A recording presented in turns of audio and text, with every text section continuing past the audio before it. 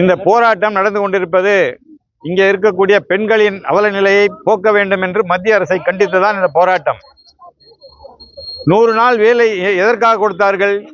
அதாவது வறுமையாக இருக்கக்கூடிய ஒவ்வொரு வீட்டிலும் அந்த ஏழை பெண்கள், விதவைகள், முதியோர்கள், இந்த மாதிரி கஷ்டத்தில் இருக்கக்கூடியவங்களுக்காக இந்த திட்டம் கொண்டு வந்தது. இது மன்மோகன் சிங் பிரதமராக இருக்கும்போது, சோனியா காந்தி தலைமையிலே இந்த ஆட்சி நடந்தபோது காங்கிரஸ் ஆட்சியில் கொண்டு வரப்பட்ட திட்டம் இது.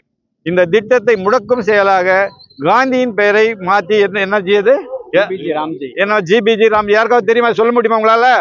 ஜிபிஜி ராம்ஜின்னா என்ன தெரியும் உங்களுக்கு? மகாத்மா காந்தி வேலைவாய்ப்பு திட்டம்னா தெரியல உங்களுக்கு? இந்த மாதிரி கொடுமை எல்லாம் பண்ணி வடநாட்டு மொழியில ஏதோ ஒரு கதையெல்லாம் விட்டுக்கின்னு தங்கம் விலை இன்னைக்கு என்ன விலை? நீ காங்கிரஸ் ஆட்சியில தங்கத்தின் விலை என்ன? தங்கம் விலை வந்து அப்போ 1,35,000 ரூபாய் இன்னைக்கு விலை. நம்ம ஆட்சியில இருக்கும்போது எவ்வளவு தங்கம் விலை? 27,000, 30,000, 40,000 இருந்தது. பெட்ரோல் விலை என்ன இருந்தது? அப்போ 50 ரூபாய், 60 ரூபாய் இருந்தது. இன்னைக்கு 102 ரூபாய், 105 ரூபாய். அதே மாதிரி கேஸ் விலை என்ன இருந்தது? 400 ரூபாய், 450 ரூபாய். இன்னைக்கு 1000 ரூபாய் தாண்டிடுச்சு கேஸ்.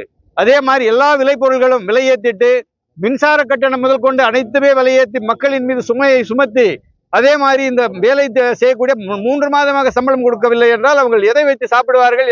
எதை வைத்து அவர்களை குழந்தைகளுக்கும் தீவனாம்சம் எப்படி நடக்கும்? அது ரொம்ப தவறான விஷயம் இல்லையா? இதை மோடியை கண்டித்து நாங்கள் இதுக்காக தான் இந்த ஆர்ப்பாட்டம் நடத்தி கொண்டிருக்கிறோம். இதை கண்டிப்பாக மோடி அரசு நிறைவேற்றவில்லை.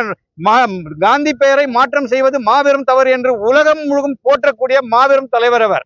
இந்த தலைவரின் பெயரை மாற்றினால் மோடிக்கு என்ன? மோடிஜன் பெயர் வச்சிருவாங்களா? அதுக்கு என்ன? அதெல்லாம் வைக்க முடியாது. இதே மாதிரி கண்டினியூ ஆனா இந்த அடுத்த தேர்தலில், இந்த வரக்கூடிய 2026 தேர்தலில் மிகப்பெரிய தோல்வியை சந்திக்கக்கூடிய நிலையில் நீங்க எல்லாம் வேலை செய்ய வேண்டியது இருக்கும். நீங்க எல்லாம் கண்டிப்பா காங்கிரஸுக்கு ஓட்டு போடணும், காங்கிரஸ் கூட்டணிக்கு ஓட்டு போடணும் இல்லைங்களா? அது உங்களுக்காக தான் இந்த ஆர்ப்பாட்டமே. இந்த பெண்களுக்காகவும் இந்த வேலை திட்டத்துக்காகவும் தான் நாங்கெல்லாம் வந்திருக்கிறோம்.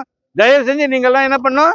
அடுத்த தேர்தலில் கரெக்டான பாடம் கொடுக்கணும்னா மோடிக்கு, பிஜேபிக்கு நீங்க எல்லாம் இந்த காங்கிரஸ் ஆதரிக்கணும், காங்கிரஸ் கூட்டணியை ஆதரிக்கணும் என்று கேட்டுக்கொண்டு விடைபெறுகிறேன். நன்றி. ஜெய் ஹிந்த்.